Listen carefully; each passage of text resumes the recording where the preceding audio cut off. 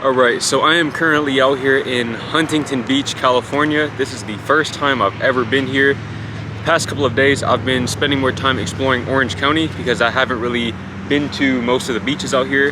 And I'm gonna keep it real, man. I think Orange County has LA County beat.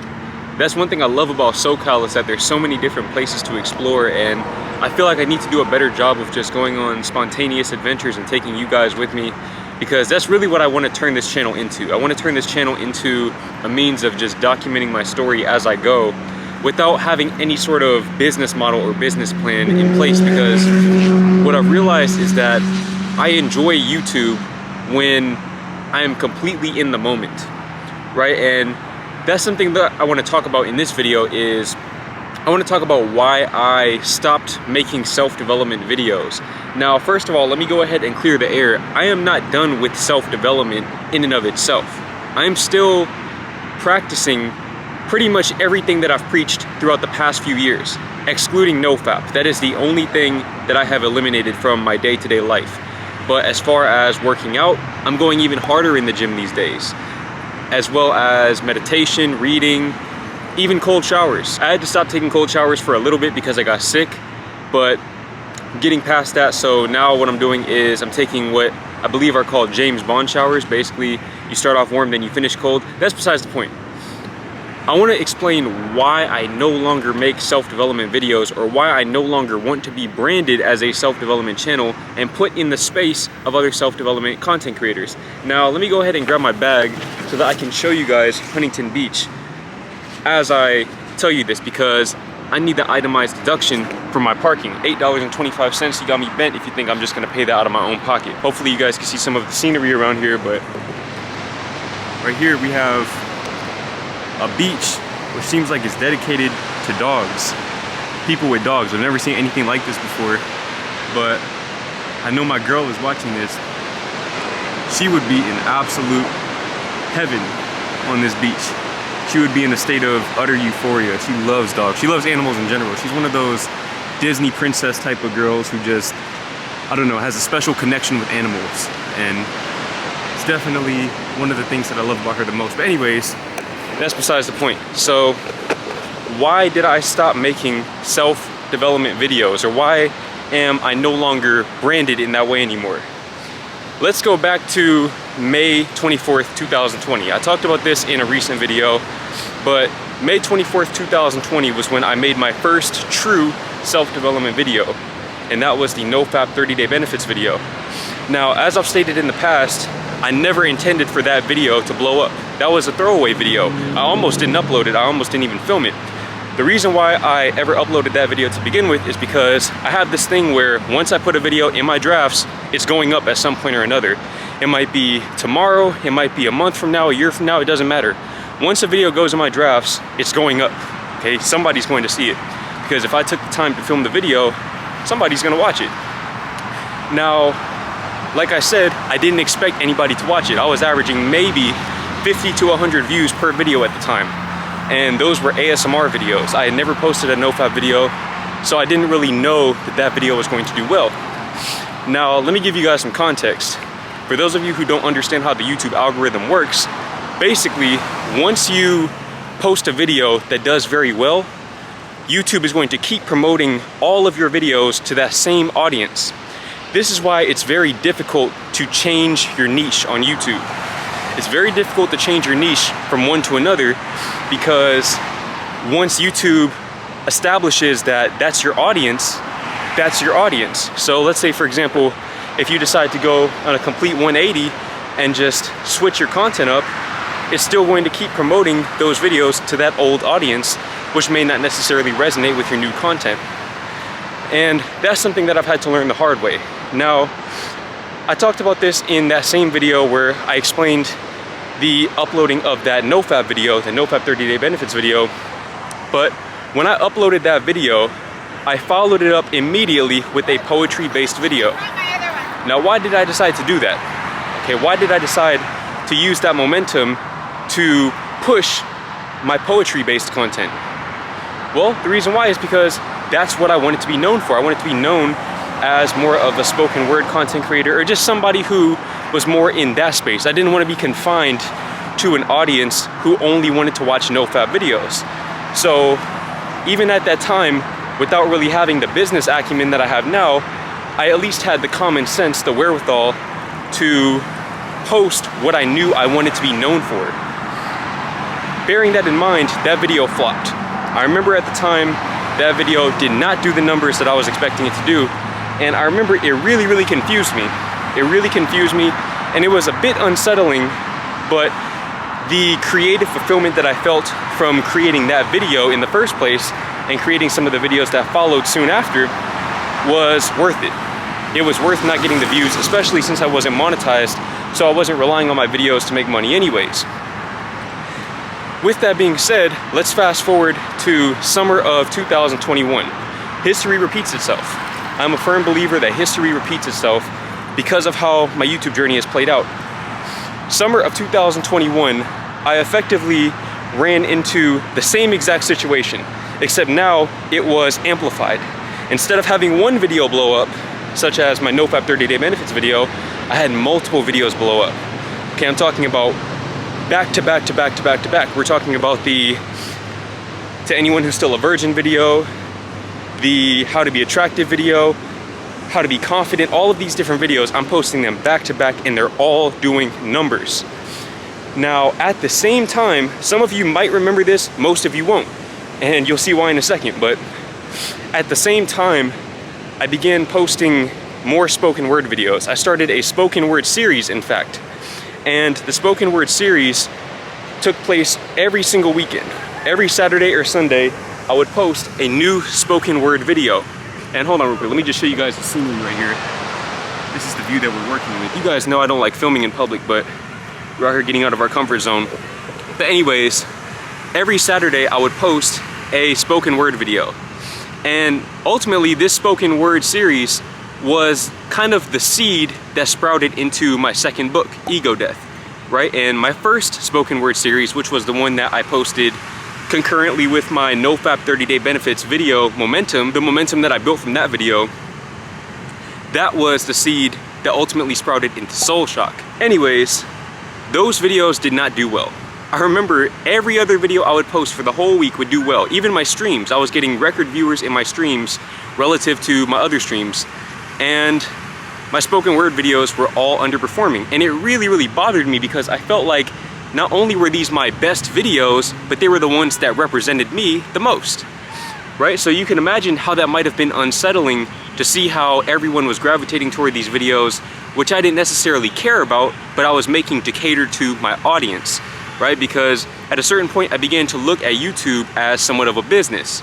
I started to shift from the creator mentality, the creative mentality rather, to more of an entrepreneurial mentality. And I'm not saying that there's anything wrong with that per se, but what I've realized over time is that I'm more of a creative than I am an entrepreneur. And I want you to keep that in mind as I go through the rest of this video.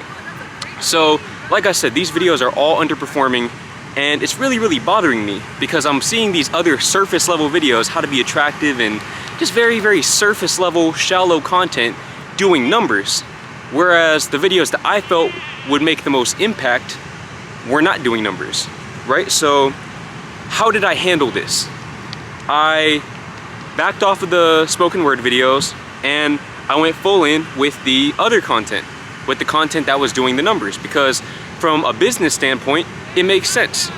If you're viewing YouTube as a business, which for me it was because that was and really still is my primary source of income, at a certain point, you have to start looking at it as a business, especially once you sign the lease for an apartment and you have to get furniture and get new equipment because you want to revamp your setup, all of that. At a certain point, you have to start thinking from a business standpoint, right? So I went full in on the content which worked. I did what worked. I created very repetitive videos, at least that's how I found them to be. Whereas I guess other people, they don't necessarily care or they just don't notice, I don't know. But if you look at most big self-development channels, most of their content is very formulaic and repetitive. And I'm not saying there's anything wrong with that because most of those guys are more on the entrepreneurial side than the creative side. But like I said, I'm just not cut from that same cloth. So anyways, these videos are underperforming. I pretty much abandoned the spoken word altogether and I go all in on the self-help videos. The surface level self-help is what I like to call it. And I quickly burnt out. That worked for all of maybe 1 month. Now mind you, that month, July, when I really locked in on that sort of content, that was when my channel was doing record numbers. Up until January of 2021, or 2022 rather, when I followed the same exact formula actually, I was doing record numbers. I made the most money I've ever made in a month, got the most views I had ever gotten in a month, and things were going well from a conventional business standpoint. But I was also the most miserable and unfulfilled that I had ever been on my YouTube journey, at least next to when I was doing the public interviews and the Tinder videos and whatnot. So this is when I started to really realize that, wait a minute, I don't think I'm cut like those people. I think that I need the creative fulfillment more than I need the financial fulfillment. Ideally, I'd like to have both, and I feel like I should have both, or I should be able to get both, because I'm looking at these other people who are posting the spoken word videos and posting the spiritual content and things like that, and I'm seeing them doing numbers that I'm not doing, that I'm only doing when I post the surface level self-help content. And at the time, I think my understanding of the algorithm wasn't good enough to grasp why that was. Because in my head, if I'm looking at somebody who makes a spoken word video and it's going viral, or it's getting hundreds of thousands of views, and then I post one and I get 3,000 views on it, whereas all my other videos are getting 15, 20,000 views, it didn't really make sense to me, right? And I'm seeing people in my comments, obviously pretty much every video on my channel has an overwhelmingly positive reaction, but there was that minority that really threw me off, because the type of hate that I would get, it wasn't so much the volume of hate, but the type of hate that I would get, it was different. It wasn't like anything that I had seen on these spoken word channels. And I couldn't understand why that was. I just didn't understand at the time that the audience that I was making content for was different than the audience that they were making content for. Therefore, I would get a different response than they got. It only makes sense, right? Like I said, I just didn't understand that at the time. So, anyways, fast forward to August. Okay, August of 2021, I burnt out. That was when I reached a state of burnout because, like I said, I did not have the creative fulfillment. I traded the creative fulfillment for financial fulfillment, and it came back to bite me. Even though I had all the sponsorship deals and the views and the AdSense revenue and everything else in between, I wasn't creatively fulfilled. Therefore, I burnt out. I burnt out because I wasn't living in alignment with my authentic self, and I wasn't projecting that, expressing that to my audience. So, boom, August 2021, I burn out, and that's when I decided to take my first real official break from YouTube, from content creation. First break I ever took since I started YouTube, or since I decided to take YouTube seriously, that is, in March of 2020. First break I ever took. Up to that point, I was pretty much posting every single day. If I wasn't posting every day on my main channel, I had my second channel or my TikTok. Every day I was posting for almost 2 years, right?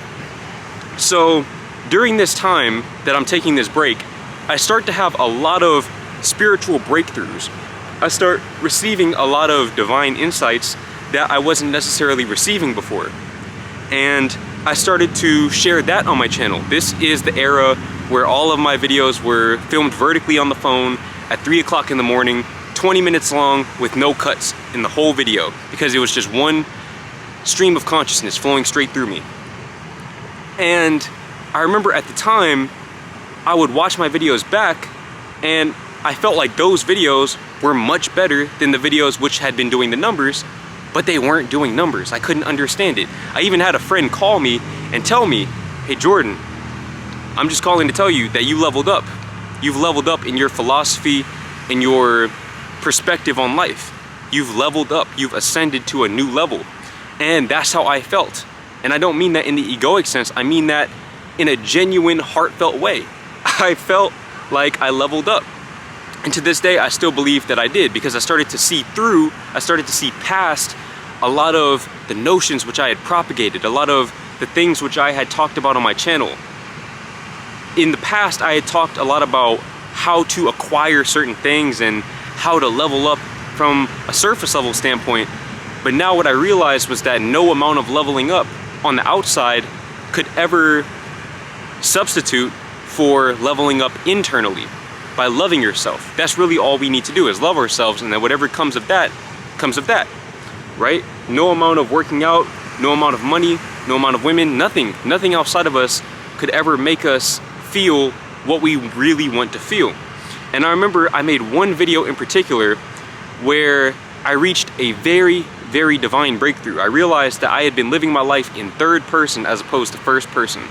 And that was when pretty much my entire ideology, the ideology which, to my point in my previous videos, was largely predicated on resentment, bitterness, and just a general sense of disdain for the women who had rejected me, and a deeply rooted desire to get back at them by leveling up on them, by being successful, being the one who got away, the whole nine, right? So once I reached that breakthrough, my life was never the same. My life has not been the same since the day that I reached that breakthrough. And like I said, I'm making all of these videos which I feel are revolutionary compared to the content that I had been making previously, but they're not doing numbers. And of course, the creative fulfillment is there, but I still need to get my furniture. I still have this lease getting ready to start in a few months. My apartment lease began in November, and it's August, and I still need to get my furniture and all of that. I had a good amount of money saved up. I was still getting sponsorship deals, but I just wanted to create the content that I wanted to create while still being able to make the money. Now, like I said, I'm sitting here and watching other people make very similar videos, just their versions of them, to what I'm making at this time, and they're doing numbers. So in my head, I'm thinking, well, I should be able to do the same thing, not knowing that I just have a different audience who may not necessarily be interested in that content, right? And something that I've realized is that we as content creators, we're going to grow as people. We're going to naturally grow, our viewpoints will evolve over time, but that doesn't mean that our audience will grow in the same direction as we do. And I feel like that's sort of what happened, was that a lot of my audience began to grow in a different direction than I was growing in. And it began to feel very, very isolating. I began to feel much like I felt before I started my YouTube channel to begin with, right? Because the whole reason why I started my YouTube channel was because I felt lonely. I felt like I could be in a room full of people, but still be alone because nobody understood me. And YouTube gave me that outlet where I could find that understanding, but I started to see that slowly but surely slip away. And you can imagine how unsettling that was for me at the time. So what did I do? I confided in my books. That's when I began writing my books, Soul Shock, and then eventually Ego Death. Now mind you, this era lasted up until I moved into the apartment. Once I moved into the apartment, I realized, okay, I have these bills to pay. I made that first month's rent, and I realized, all right, this is real. This is real. I need to hit a certain amount of money every single month moving forward. Otherwise, eventually I'm going to go broke. Now mind you, even through this whole era where I'm not doing the numbers, I'm still getting sponsorship deals. I still have residual sponsorship deals. I had secured multi-month deals where I was able to generate enough income, I think maybe $4,000 a month, give or take, to still live on my own and do what I needed to do. Right? So it wasn't like I was going broke per se, but I knew that eventually if my views didn't go back up, the sponsorship deals would go away, and that's where most of my money was coming from. So once I moved out and I took on that rent, I don't want to say I panicked, but I felt like, okay, I need to get all my stuff financially. And that's what I did. I used the same formula. I implemented the same exact formula that I had implemented in July of 2021. In December of 2021, I began to post videos which I simply knew would do well. How to get clear skin, to anyone who has a small dick, all these different videos that I just knew would do well. Dating advice videos, very, very surface level dating advice videos. I knew that these videos were going to do numbers, but I still wasn't creatively fulfilled. Nevertheless, once I saw the views start to jump back up, because like I said, I knew they were going to do that. I knew that the views would come back in because I know the game well enough to know what attracts my audience. Once I saw the views and the revenue start to jump up and the sponsorship deals start to flow in again at even higher rates now because my channel is bigger, I said, let me go ahead and just get this BMW because I'm going to use that as a way to market myself. I saw it as marketing. I felt like I was going to market myself as this young entrepreneurial minded person, which, like I said, that wasn't who I was. But I got lost in the sauce. I got caught up in the game. I got caught up in the game, caught up in the money, caught up in the material metrics that really don't matter at the end of the day, as I've learned over time. And once I got that BMW, that was when shit hit the fan. Because, of course, I burnt out again because I wasn't getting that creative fulfillment. So I want to say that era lasted until around February of 2022, and that was when I began to lock in on the Dilemmas videos. Now, in my mind, the Dilemmas videos were a surefire way to get my channel to the next level, simply because nobody else was doing them at the rate that I was doing them at. Okay, I literally went and built my own website from scratch. I didn't know how to build a website. I went and took 2 weeks out of my life, okay, 2 weeks out of my life, Christmas Day, all of that, to build this website and set up this infrastructure where I could do the Dilemmas videos. And in my mind, I was thinking, this is going to be my trademark. I'm gonna do these Dilemmas videos. I'm good at giving advice. Cool, that's my branding from now on. I don't need to make these surface level videos anymore, or if I do, it'll be direct to consumer by doing Dilemmas videos. And also I can market my consultations at the same time. So that's what I did. And the idea flopped. The idea simply flopped. It didn't work the way that I anticipated. To this day, I don't really understand why those videos didn't take off. Maybe I just didn't do them for long enough. I feel like the people who watched them enjoyed them. It's just, it was difficult to get them out to a larger audience. And in a last-ditch effort to make that idea work, I hired an editor because I felt like, okay, maybe it's the content itself. Maybe the content isn't good enough. When in all actuality, the times where my channel was doing the best, I was editing my videos in very simple ways, okay? I wasn't doing anything more than just a basic cut, maybe a zoom in here and there. I wasn't doing anything complex, no complex edits except for my spoken word videos, right? So I completely lost sight of the fact that my audience didn't care about my editing. They cared about the subject matter, right? And I'm starting to realize that's why those videos maybe didn't do as well, is because the subject matter wasn't necessarily what people wanted to hear. Or maybe I just didn't market them well enough, I don't know. Nevertheless, I hired an editor and I spent quite a bit of money paying my editor, and I don't regret it, by the way, because I at least tried it, but I spent quite a bit of money paying the editor, Dawn, shout out to Dawn, amazing editor, by the way. I spent quite a bit of money trying to take that idea to the next level, and it simply didn't work. It did not work. I remember looking at the analytics, the average view duration was staying the exact same as it had been before, if not going down. So I said, okay, this isn't working. And I had to cut the editor loose. Like I said, shout out to Dawn, amazing editor, even better guy. I had to cut him loose because I simply couldn't afford it anymore. I was in the red because if my views weren't there, like I said, the sponsorship deals eventually stopped flowing in, which meant that my overall revenue was going down. And I still had that BMW payment and the rent. So these bills are just coming back around every month, but my income is going down, right? And then on top of that, you have inflation, groceries, gas, all this stuff is increasing. I was down bad, okay? So I would say March was when I began to stress the hell out. March was when I cut my editor loose and decided to just make the content that I knew I wanted to make, right? So what I decided to do was make content that was centered around spirituality and healing. I made a lot of videos pertaining to shadow work, childhood trauma, core wounds, how to heal core wounds, all of that, because I felt like that was the most valuable content that I could possibly make. And also, I'm looking at these other channels, these psychology channels, and they're pulling in hundreds of thousands of views talking about these same topics. So I'm basically taking the information that I'm learning from their channels or books or wherever else, and I'm contextualizing them in my life to help make it much more digestible for you guys, because I know a lot of you guys relate to me in some way, shape, or form, in terms of our stories anyways.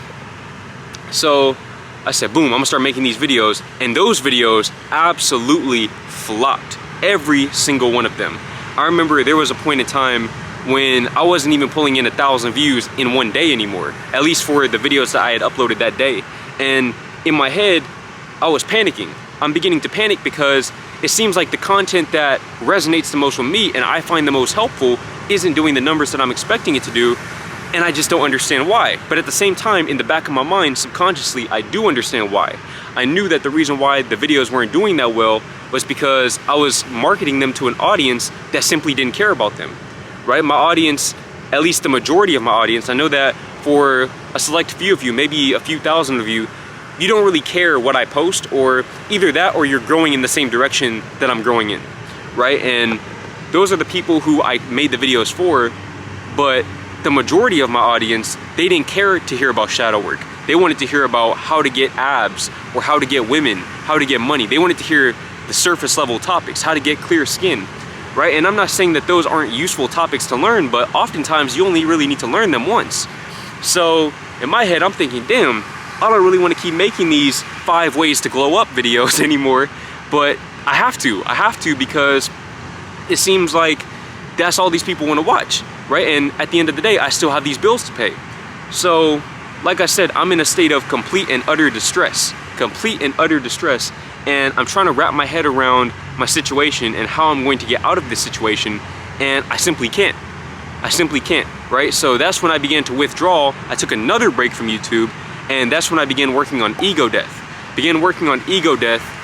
And if you guys notice the pattern, oftentimes when I take a break from YouTube, I end up beginning my next book, right? That's usually what ends up happening. That's also how my 3rd book, which should be coming out sometime this year, that's also how my 3rd book began to come into fruition. That's how the seed of that book was planted, was when I took my 3rd break from YouTube. But anyways, I'm making these videos, they're not doing well, and I'm just watching my income drop, right? And it's to the point where, I've said this before, but I had a decent amount of money in my savings, especially after selling my old car.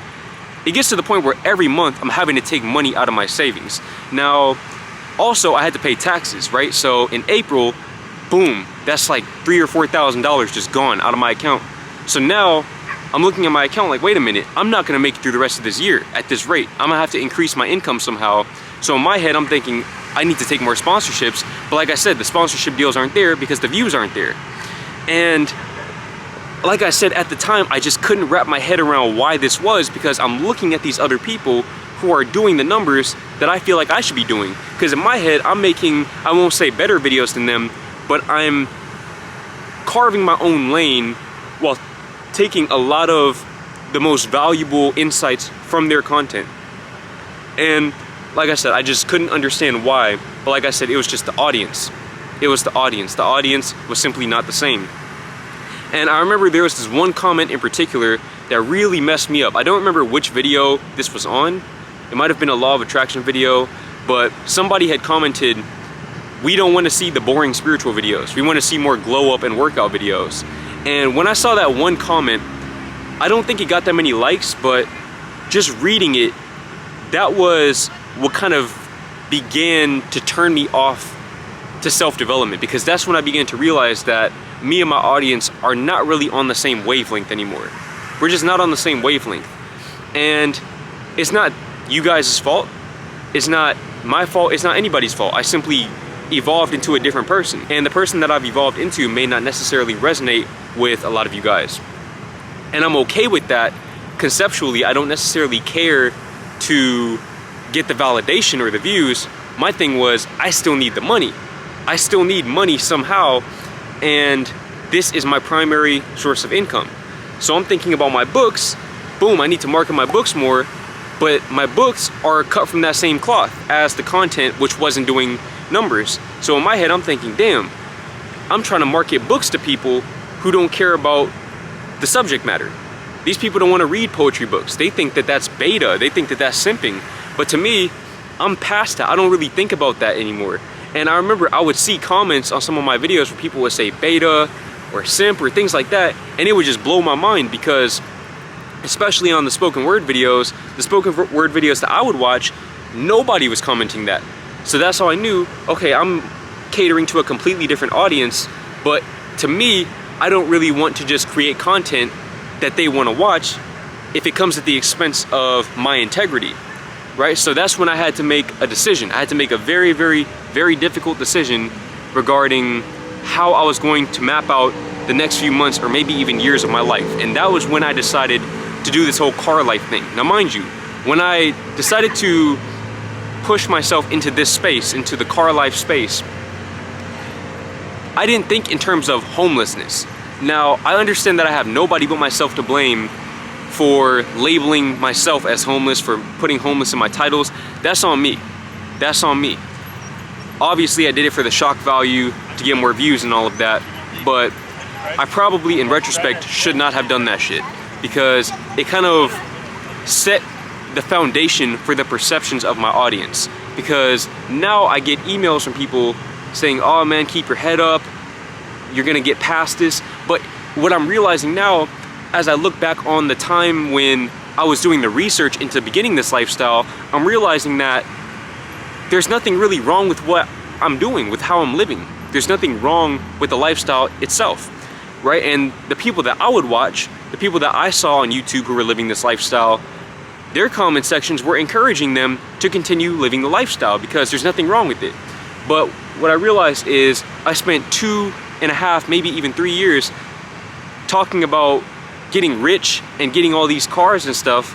So for me to just come out of the blue and make this living in a car content, I understand how that might be a little off-putting to the audience, because they think that I'm just at a low moment in my life. But in reality, I'm fine.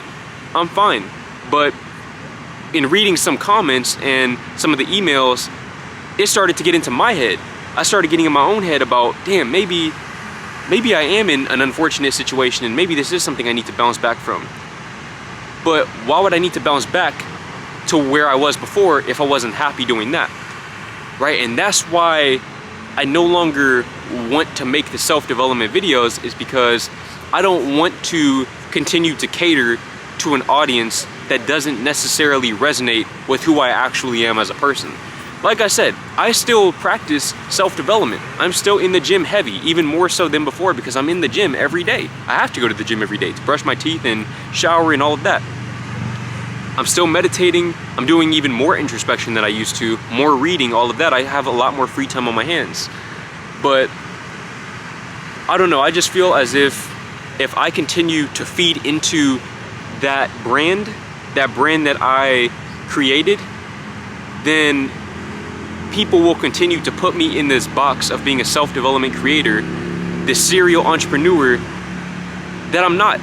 I'm simply not that person, and I don't aspire to be that person. I don't aspire to go back to July of 2021 or January of 2022 when I had the most money that I've ever had. I don't aspire to go back to those times, because while my bank account might have looked better, I felt worse. And I feel like if I feel worse, then that negates any financial gains that I'm getting, right? Because ultimately, you can have all the money in the world, but if you're not happy and you're not fulfilled in what you're doing and how you're living, what's the point? What's the point? And I've had a lot of time to reflect on this, and while I don't necessarily know the financial implications of me making this transition into just documenting my life and documenting my journey to being a full-time author, I'm gonna just have to take that leap of faith. I have to take that leap of faith and just trust that God's gonna come get me, man, that the divine will build that bridge as long as I'm willing to walk on that bridge. And I don't know how long that will take. I don't really care either, if I'm being honest with you. I mean, I just want to be able to do what I love to do, be who I truly am, and document that.